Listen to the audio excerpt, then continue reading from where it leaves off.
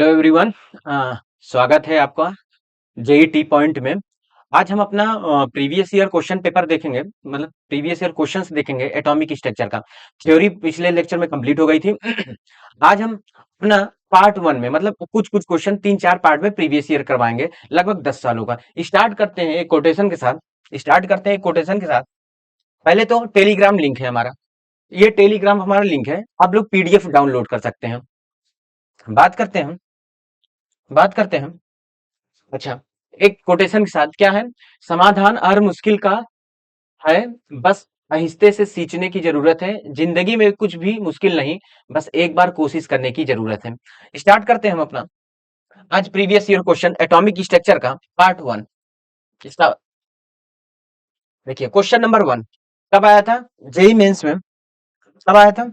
JEE mains 2023 का question है given below are two statement. Statement one statement दिया, according to Bohr's model of hydrogen atom angular momentum of an electron in given stationary orbit is quantized. पहली बात समझना। Second statement, the concept of electron in Bohr's orbit violate the Heisenberg uncertainty principle in the light of the above statement. Choose the most appropriate from the अच्छा चार। पहला option क्या है? Statement one is incorrect but statement two is correct. Both statement and one statement two are correct. Both statement one and statement two are incorrect. Statement two is incorrect but statement one is correct. बात को समझे, हम Heisenberg uncertainty भी principal पढ़ाए थे और bourse का model पढ़ते हैं। हम एक चीज देखते हैं इसमें कि कौन सा आंसर सही है। तो इसका आंसर नंबर टू, मतलब statement both statement one and statement two are correct, एकदम करेक्ट है। क्यों? यही तो बोला गया था MVR is equal to, Bohr model क्या बताया था? MVR is equal to N H upon two pi के फॉर्म में। जो ऑर्बिट रिवॉल्व हो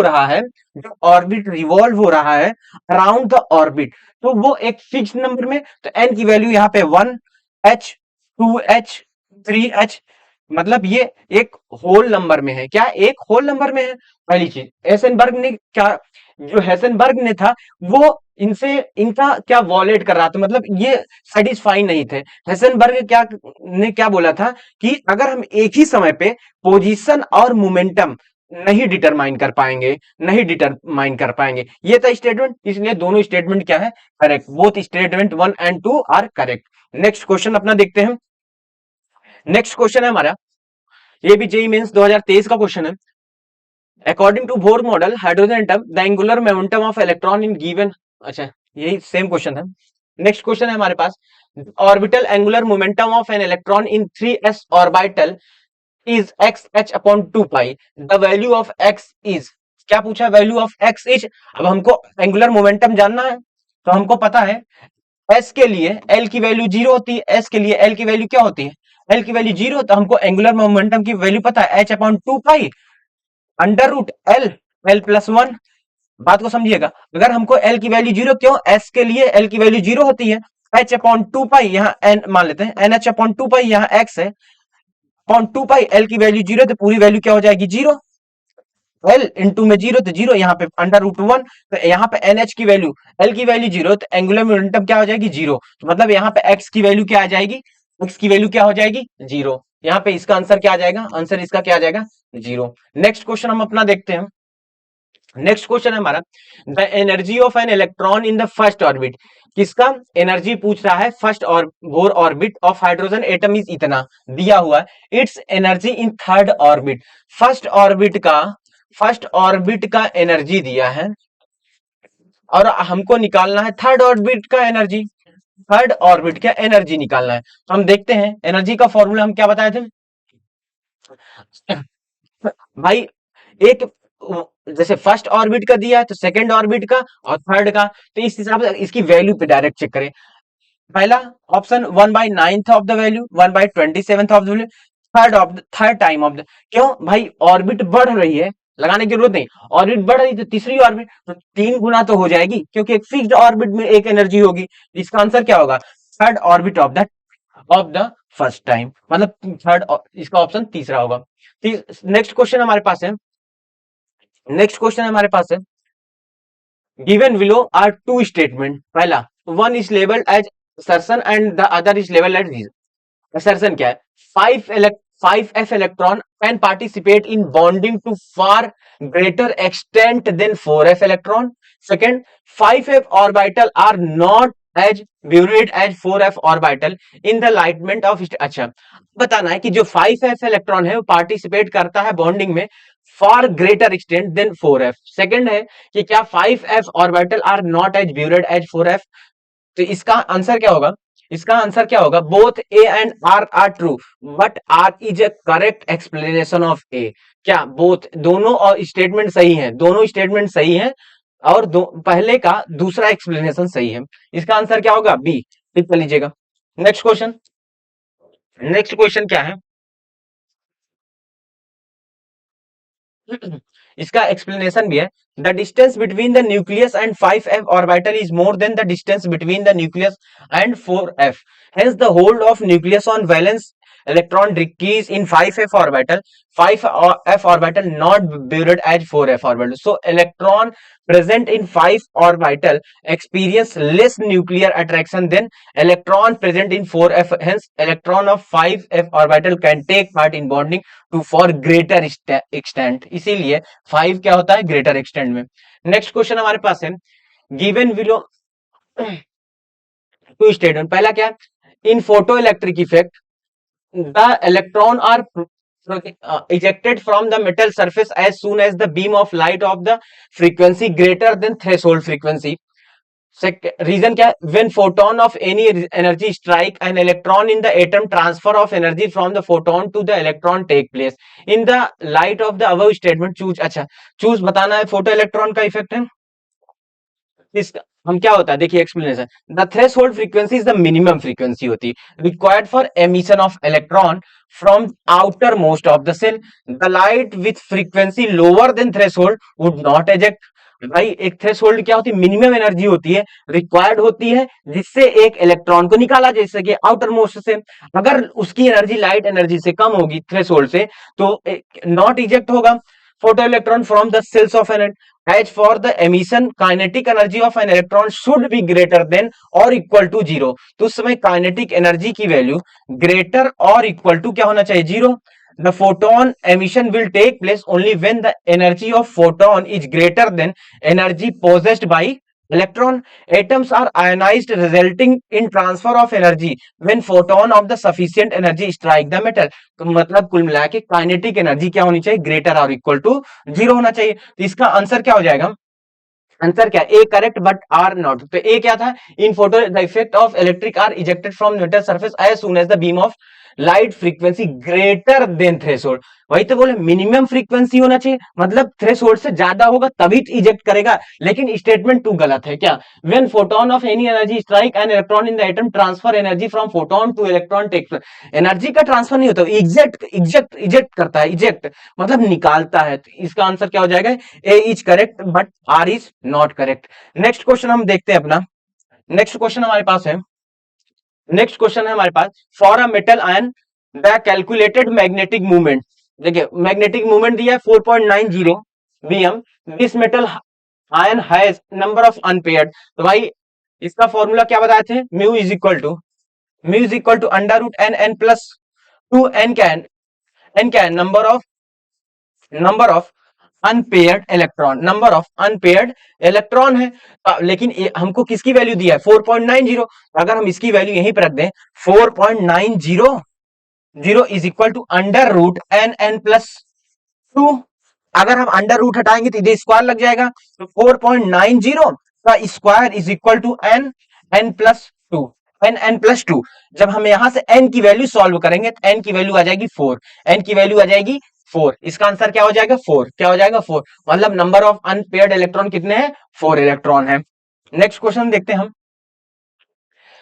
क्वेश्चन है Henry Moseley study a characteristic of x ray spectra of element. The graph which represent his observation correctly is given. Mu क्या है? Frequency of x ray emitted and Z. अच्छा frequency और atomic number के बीच में कौन सा ग्राफ करेक्ट है? फ्रीक्वेंसी और एटॉमिक नंबर के बीच कौन सा ग्राफ सही है? तो हमको क्या पता? Answer D. तो जो फ्रीक्वेंसी है रूट वो डायरेक्टली प्रोपोर्शनल होती है. अगर हम कहें जेड क्या है? डायरेक्टली प्रोपोर्शनल है क्या? अंडर रूट वी से. इसका ग्राफ क्या हो जाएगा? आंसर डी हो जाएगा. नेक्स्ट क्वेश्चन देखते हैं हम इसमें। एक्सप्लेनेशन क्या है? Mostly observation on characteristic of x ray spectra of element related to frequency V of x ray emitted to the number of atomic number by the following relation. क्या? Under root mu is equal to A Z minus B ये एक relation आता है। एक A क्या है? A and B are the variable, Z क्या है? एटॉमिक नंबर, म्यू क्या है? फ्रीक्वेंसी है। ठीक, ये लाइन इनका ग्राफ जब बनाएंगे तो क्या आ जाएगा? अंडर रूट म्यू और एटॉमिक नंबर जेड का, तो ग्राफ क्या आ जाएगी? Straight line. ग्राफ क्या आ जाएगी? Straight line. नेक्स्ट क्वेश्चन हमारे पास है, if the radius of the first orbit of hydrogen atom is a naught, then the de Broglie's wavelength of electron in third। First का देके third पूछ लिया है, तो भाई अकॉर्डिंग टू बोर्स हमको पता है क्या? mvr is equal to N H upon two pi, N H upon two pi दिया है, और हमको एंगुलर मोमेंटम क्या पता है? mvr इज इक्वल एन मतलब थर्ड थर्ड ऑर्बिट के 3h अपॉन टू पाई। तो अगर हम इसकी वैल्यू यहां से सॉल्व कर देंगे, और हमको एक चीज ये रिलेशन आ गया। दूसरा बोर से हमें क्या पता? Lambda is equal to H upon M B, lambda is equal to H upon M B. अब यहां से हम H H upon M B मतलब एम वी की वैल्यू यहां से पुट करके इसमें रख देंगे, हमको लेमडा की वैल्यू आ जाएगी 6 पाई ए नॉट। क्या आ जाएगा? 6 पाई ए नॉट। दोनों इक्वेशन इक्वेशन इसका और इस इक्वेशन को अगर हम कंपेयर कर दें, तो हमको लेमडा की वैल्यू आ जाएगी 6 पाई ए नॉट। क्या आ जाएगा? 6 पाई ए नॉट। आंसर क्या हो जाएगी इसका? 6 पाई ए नॉट। इंपॉर्टेंट है, इंपॉर्टेंट। ये 2023 का क्वेश्चन था, 2023 का क्वेश्चन था। नेक्स्ट क्वेश्चन हम देखते हैं अपना। नेक्स्ट क्वेश्चन है हमारा, electron in cathode ray tube have been emitted with velocity 100 meter per second. The number of the following statement which are true about the emitted radiation is। क्या दिया है? h की वैल्यू दिया है, me mass of electron दिया है कुछ। The de Broglie wave length of the electron emitted is इतना nanometre. The characteristics of electron emitted depend upon the material of the electrode of the and cathode। तीसरा, the cathode रे start from cathode and move toward anode and the nature of the emitted electron depend on the nature of the gas present in that ray tube. कौन सा option सही है? देखते हैं, देखते हैं इसका आंसर, एक्सप्लेन करते हैं इसका। देखिए क्या, चारों ऑप्शन में हम वेलोसिटी ऑफ इलेक्ट्रॉन दिया, मास ऑफ इलेक्ट्रॉन, तो डी ब्रोगली ऑफ वेवलेंथ, तो यहां से लेमडा निकाल लेंगे हमारा 6.67 nanometre. The characteristic of electron emitted is independent of material of the electrode of the cathode ray tube. Electron are fundamental to all tradition forms। C option है, the cathode ray start from the cathode and move toward and it was discovered by Sir J.J. Thomson। D option, the nature of the emitted electron is independent on the nature of the gas present in the cathode ray, they are fundamental particle। क्या पूछा था? following statement which are true about the emitted radiation। तो ये चारों explanation इसमें आप देख लीजिए कौन सा स्टेटमेंट सही है। नेक्स्ट क्वेश्चन हम बात करते हैं अपना। नेक्स्ट क्वेश्चन हमारा, which transition in the hydrogen spectrum would have the same wavelength as Balmer type transition from N is 4:2 of helium plus. हम देख लेते हैं, निकाल लेते हैं। हीलियम प्लस आयन के लिए वेव नंबर हमारे पास यहां से निकाल लेंगे N2 4 N1 आगे 2, यहां से हम लेमडा 1/लेमडा is equal to R Z square 1/N1 का स्क्वायर माइनस 1/N2 का स्क्वायर करते हैं, तो यहां से हम लेमडा निकाल लेंगे। लेमडा निकाल लेंगे तो ये आ जाएगा 4/3r, 4/3r। According to the question the desired transition from hydrogen will have the same wavelength आना चाहिए 4/3r। तो हमको, और हीलियम प्लस का तो क्या होना चाहिए? N1 की वैल्यू 1 हो और N2 की वैल्यू 2N1, मतलब N1 1 और N2 2, मतलब ट्रांजिशन 2:1 होना चाहिए, 2:1 होने। बात को समझिएगा, हमने बोला जो फर्स्ट इक्वेशन से दिया है कि ये किसके लिए वेवलेंथ, हमने लेंथ निकाल दिया 4/3r। अब ये इसका जो वेवलेंथ है N/4 और N2 का हमने निकाल दिया। अब हीलियम प्लस के कितने के बराबर लेमडा होगा? तो N इज इक्वल टू 2:1 तो हम लिख सकते हैं lambda H is equal to lambda of He plus. कब होगा? जब हम ट्रांजिशन 2:1 होगा, 2:1 होगा। तो ऑप्शन नंबर क्या होगा? N is equal to 2:1। इस टाइप से क्वेश्चन आते हैं और आएंगे भी आगे। ये जेईई मेंस 2023 का था, 31 जनवरी शिफ्ट 1। नेक्स्ट क्वेश्चन देखते हैं। क्वेश्चन है, maximum number of electron that can accumulate in cell with n is equal to 4। n is equal maximum number of electron पूछ रहा है, तो फॉर्मूला क्या बताए थे सेल्स का, 2n²। तो 2n की वैल्यू दिया है 4, 4 का square 2 into 16 is equal to 32। मतलब ये पूछ रहा था मैक्सिमम, क्या पूछ रहा था, मैक्सिमम, क्या पूछ रहा था, maximum number of electron in orbit. यही तो फॉर्मूला बताए थे क्या, 2n², एन क्या है ऑर्बिट, तो 2n² लगा दिए, एन की वैल्यू क्या आ जाएगा 32 आ जाएगा। नेक्स्ट देखते हैं, नेक्स्ट क्वेश्चन है energy of 1 mole of photon, क्या दिया है 1 mole of photon of radiation frequency 2 into 10⁻12, ये 10⁻12 इसको करेक्ट कर लीजिएगा, 10⁻12 हर्ट्ज इन जूल पर मोल, नियरेस्ट इंटीजर में बताना है। तो हम देखते हैं, हमको पता is equal H mu, blank constant से पता है ना, इज इक्वल एच म्यू, ई की वैल्यू दिया है 6.023 इंटू 10⁻23। अब यहां से एच की वैल्यू पता है, म्यू की वैल्यू निकाल देंगे। क्या पूछा है, देन सॉरी एनर्जी पूछा है, एनर्जी पूछा है तो हमको पता है ई निकाल, एच की वैल्यू रख दिए, म्यू की वैल्यू रख दिए, तो यहाँ पे लगभग आ गया 790 जूल। तो energy is equal to H की वैल्यू भाई 6.02 इंटू 10⁻23, म्यू की वैल्यू 6.6 इंटू 10⁻34, और 1 मोल के लिए तो 1 मोल की वैल्यू रख दी है, तो यहाँ पे एन लगा दिए, एन एच म्यू ना, एन एच म्यू, एन की वैल्यू हो गई, फिर एच की वैल्यू हो गई, फिर म्यू की वैल्यू हो गई 2 इंटू 10⁻12।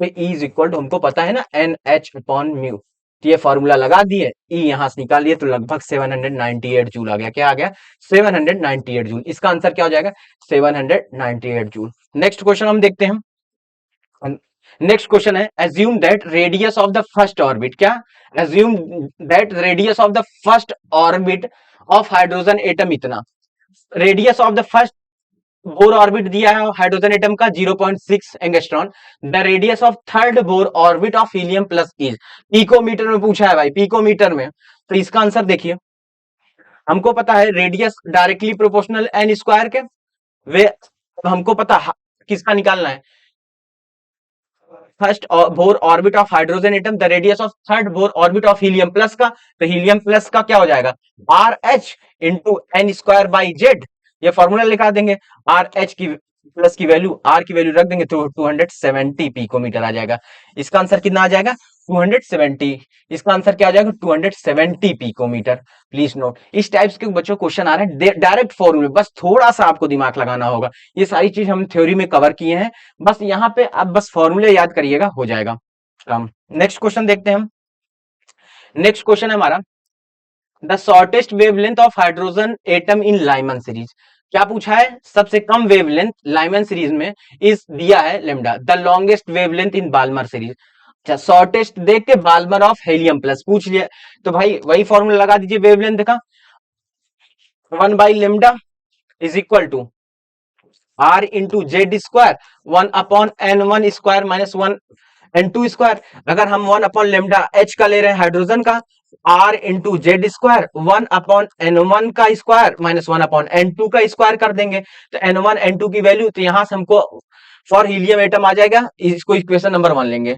अगर इसी तरह हम हीलियम का लेंगे 1/λ H E plus R into Z square 1/n1² minus 1/n2² कर देंगे।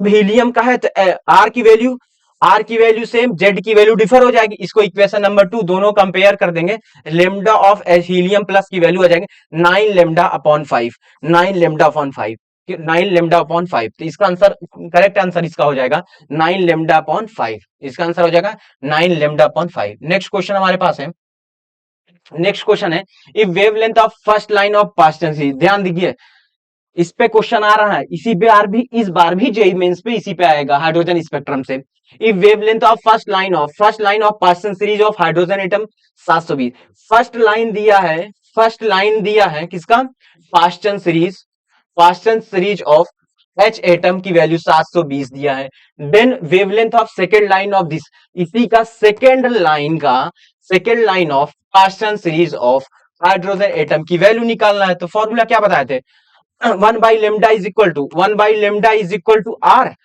जेड 1 माइनस n1 का square minus 1/n2, first line दिया है तो n1 की वैल्यू, फर्स्ट लाइन के लिए n1 की वैल्यू 1/3 माइनस 4 रख देंगे, इक्वेशन 1 बन जाएगा। दूसरा 1 सेकेंड लाइन का पूछा है तो यहाँ पे हम क्या रख देंगे वैल्यू, एक 3 से 5, क्योंकि वैल्यू सेम पास्टन के लिए पास्टन के लिए N1 की वैल्यू 3 होगा। अब उसके बाद वो दूसरी पूछा तो 4 रख लेंगे, उसके बाद 5, तो दो इक्वेशन यहां से बना देंगे। एक आर जेड स्क्वायर 1/N1, दोनों में N1 कॉमन है, 3 का स्क्वायर, ये 3 का स्क्वायर, और यहाँ पे 4 का स्क्वायर पहले कर ले। अब यहाँ 1/5 का स्क्वायर कर लेंगे। इक्वेशन 2 कंपेयर कर देंगे, यहाँ से आर जेड स्क्वायर दोनों का सेम है, वैल्यू यही तो डिफरेंट है, कंपेयर कर देंगे तो यहाँ लेमडा की वैल्यू आ जाएगी 492 नैनोमीटर। 402 नैनोमीटर, किसने पूछा है? नैनोमीटर। आंसर क्या आ जाएगा? 492। 492 बात समझ में आया? अरे भाई क्यों? पास्ट टेंस के लिए N1 की वैल्यू 3 बताया था ना हाइड्रोजन स्पेक्ट्रम। फर्स्ट लाइन तो मतलब N2 की वैल्यू 4, सेकंड लाइन तो N2 की वैल्यू 5, तो वही दोनों की वैल्यू कंपेयर कर दिए, यहां से हमको लेमडा निकल गया 492। नेक्स्ट क्वेश्चन हम देखते हैं अपना, which of the following is not, अरे बहुत आसान क्वेश्चन है, आइसो इलेक्ट्रॉनिक स्पीसीज कौन कौन से नहीं है इसके क्वेश्चन। अच्छा, इसके, अच्छा ये वैल्यू दिया था, उस क्वेश्चन कंप्लीट नहीं, क्वेश्चन आप देख लीजिएगा, क्वेश्चन कंप्लीट नहीं था, यहाँ पे SM2+ था, ER3+ था, TB+2 था, और TM4+, ये सब में कौन सा आइसो इलेक्ट्रॉनिक स्पीसीज नहीं है, ध्यान दीजिएगा। नेक्स्ट क्वेश्चन है हमारे पास, identify the incorrect statement from the following. A circular path around the nucleus in which an electron move is proposed by Bohr orbit. An orbital is the one electron wave function. The existence of the Bohr orbit supported by hydrogen spectrum. Atomic orbital is characteristic by the quantum number and only. क्या पूछा है? Incorrect statement पूछा है, तो कौन सा incorrect होगा? D वाला। क्यों? Atomic orbital is characteristic by the quantum number N and only, नहीं एन एंड एल ओनली, नहीं एटॉमिक ऑर्बिटल, अगर हम कहें atomic orbital characterised by quantum number N N, नहीं चारों quantum number N L M S होना चाहिए, ठीक। बाकी ऊपर के तीनों स्टेटमेंट सही है, पूछा था इनकरेक्ट, इनकरेक्ट कौन सा होगा? डी वाला। नेक्स्ट क्वेश्चन हमारे, when the excited electron of hydrogen atom from n5 is equal to 5 drop to the ground state, the maximum number of emission line absorbed, क्या पूछा है? Maximum number of line emission absorb, तो हमको formula क्या पता है? Delta N is equal to N2 minus N1, N2 की value हमको यहाँ से 5, N1 की वैल्यू 1, तो मैक्सिमम क्या आ जाएगी? N की वैल्यू आ जाएगी 10, तो आंसर क्या हो जाएगी इसका? 10। आंसर इसका हो जाएगा 10, आंसर इसका हो जाएगा 10। बच्चों देखो, ये कुछ क्वेश्चन है, 15-20 क्वेश्चन थे, ये पार्ट 1 था, और भी क्वेश्चन लगभग आपको 100 क्वेश्चन कराऊंगा, कितने? 100 क्वेश्चन एटॉमिक स्ट्रक्चर के प्रीवियस ईयर पूरा हो जाएगा। अगर आपको ये वीडियो थोड़ा भी अच्छा लगे तो आप शेयर करिएगा दोस्तों को, उन दोस्तों को जो पढ़ना चाहे। ये आप PDF डाउनलोड कर लीजिएगा, टेलीग्राम पहले आप बता दिया था, और नेक्स्ट इसका पार्ट मैं अगले लेक्चर में लेकर आऊंगा और भी क्वेश्चन। Thank you.